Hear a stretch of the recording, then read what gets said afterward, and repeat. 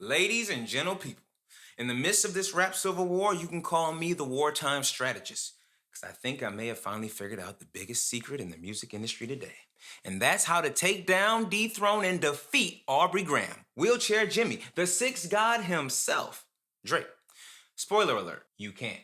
But let me explain. It's never any tricks, only tattoos on my sleeve. When it comes to these decisions, I like to make witty. This is a disclaimer. I've said it before, and I'll say it again. I'm a Drake fan, and everything I'm about to say is pure speculation, barely based on any facts and proof that I have way too much time on my hands. But I'm a man with a Wi-Fi connection, a microphone, and a YouTube account, so it's only right that I give my unwarranted opinion. Now, let's get into it. First, I just want to say I can't take full credit for all of this theory, but I ain't giving any credit for it either. So you're probably wondering, if you're a Drake fan, why would you want to see him be defeated? The simple answer is, I don't. But I've always been curious as to what's kept him not only relevant, but at the top of the rap game this strong for this long. Because most runs don't last this long, and it almost seems unnatural. The man's run in not only rap, but music in general has been nothing short of dominant. And quite honestly, it should be studied in universities. So we all know the story of a biracial Canadian TV actor from Degrassi who was able to flawlessly transition from backpack rapper to stripper aficionado to worldwide mega pop star after being signed to Young Money with Lil Wayne in the late 2000s, eventually spawning a career of chart-topping hits and Grammy Awards and hundreds of songs on billboards and more slaps than the Beatles, 13 number ones to be exact. Now, that's quite impressive if you ask me. The list of accomplishments goes on for days, and he's an undeniable pop star. But even if you don't have an intricate understanding of how the music industry works, everyone understands this simple law of life. You don't get that far ahead on your own. It's impossible, actually. And no, I'm not talking about a cosign from other artists or high-level marketing schemes or brand deals that'll put you in the face of every Midwest mom shopping in Target, although it does help a lot. Personally, I think it's something much, much more deeper than that. No, not that. Well, kinda. Although Drake's heritage may help play a large part of where he is now, I don't want this channel to get the Kanye treatment, so I won't travel too far down that path. But let's look at two of Drake's idols. The first one being my favorite artist of all time, the king of pop, Michael Jackson. He's only referenced him at least 100 times. He was able to awaken the ghost of MJ for a feature on his Scorpion album, and by the way, I love that song. And more impressively, he most recently tied Michael Jackson with the most number ones on the Billboard charts. But I think the influence runs a bit deeper than just music for Drake. Michael Jackson, for all intents and purposes, was the perfect package of an artist.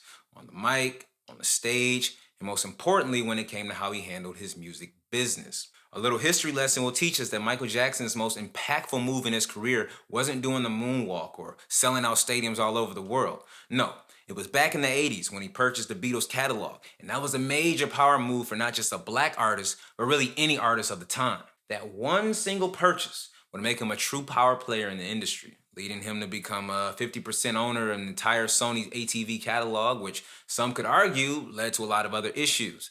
It made him a target. Why? One word: ownership.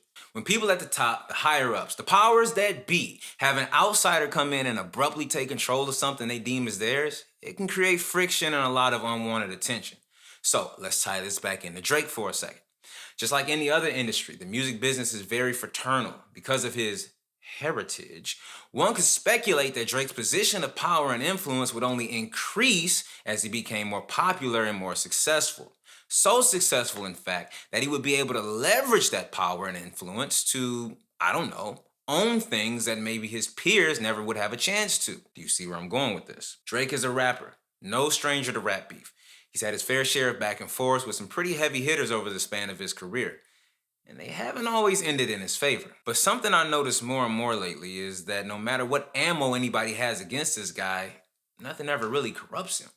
We've heard all the stories from ghostwriting to stealing to bad contracts, being peed on, secret children, the list goes on. But still, nothing ever works. If it was any other artist, maybe their career would have been finished, over, finito, reputation ruined, and credibility shot down like a kamikaze plane in World War II. You don't believe me? Just look at Ja Rule, Meek Mill, J. Cole. You'd have to almost think there's something else to this entire OVO operation that reaches far beyond music. I mean, let's just look at his lyrics and I think we'll start to figure it out. On More Life, he says, And I keep the fucking lights on in the building, man. My record deal should be 500 million. On Family Feud, he raps, somebody get Larry Jackson on the phone. I need some ownership if we press and go, cause business is booming on behalf of me. I need a bite out of the apple like Adam and Eve. For those of you who may not know, Larry Jackson was a former executive at Apple who now runs his own label called Gamma, which is where Sexy Red is signed. And Sexy Red is an artist we always see Drake associated with these days. Sure would be strange for a megastar like Drake to be constantly promoting an artist that's not signed to his own OVO label if he wasn't getting some financial gain from it. And here's a more recent line from the For All the Dogs album. Who the CEO of Universal they mistaken? Cause Google's saying Lucien, but that just doesn't make sense. Who filling up the piggy bank? Who bringing home the bacon? You think that's just clever rapping? Well, here's the CEO of Universal, the most powerful man of the most powerful music label in the world, Lucien Grange, out of his own mouth. Did Drake call you up after that and say, hey, I need more money for my project? If ever Drake or whenever Drake calls up and says he needs more money for his project, I give it to him.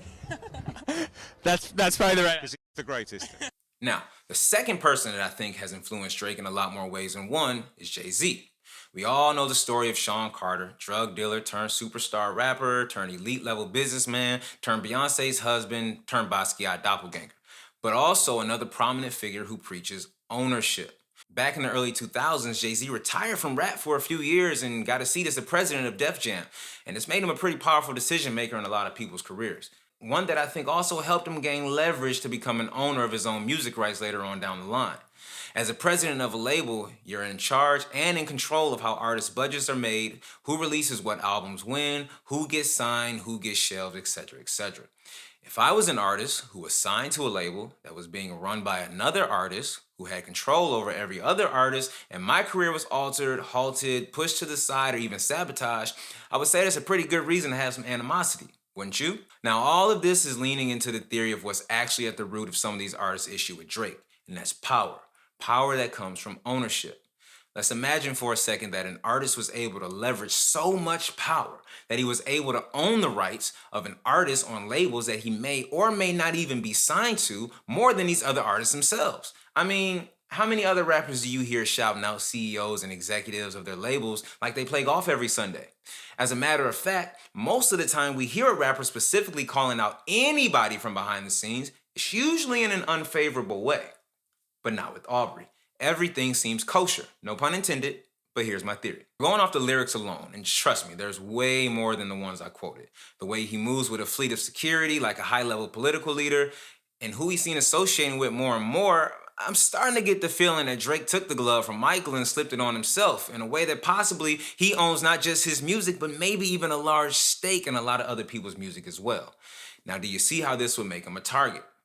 And if you want to go even deeper than that, there's a pretty good chance that streaming platforms such as Apple Music and Spotify have these side deals with artists like Drake, Beyonce, or Taylor Swift that would entice them to stay signed to the labels who have ownership in said streaming platforms and not venture off into becoming an independent artist. I mean, even Nicki Minaj said it a couple years ago herself. A very rich Canadian friend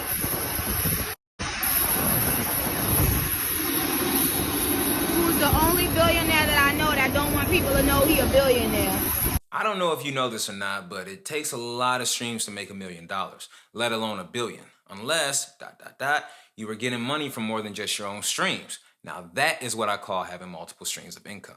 So, like I said in the beginning, with that much power in the music industry as an artist and possibly even an owner, I'm not sure that you can really defeat someone like Drake. No matter if you do or don't like him or his music, you gotta admit that's a pretty spectacular feat. And to be honest, I'd only compare myself to Michael Jackson if that really was the case. So I'll leave you with this. In summer 16, Drake said, "I used to want to be on Rockefeller, then I turned into Jay." And if he really did turn into Jay, I think the only way you can possibly defeat this guy is the only way every great man in history has ever been defeated, by finding him a wife. These are just my thoughts. Thanks for watching.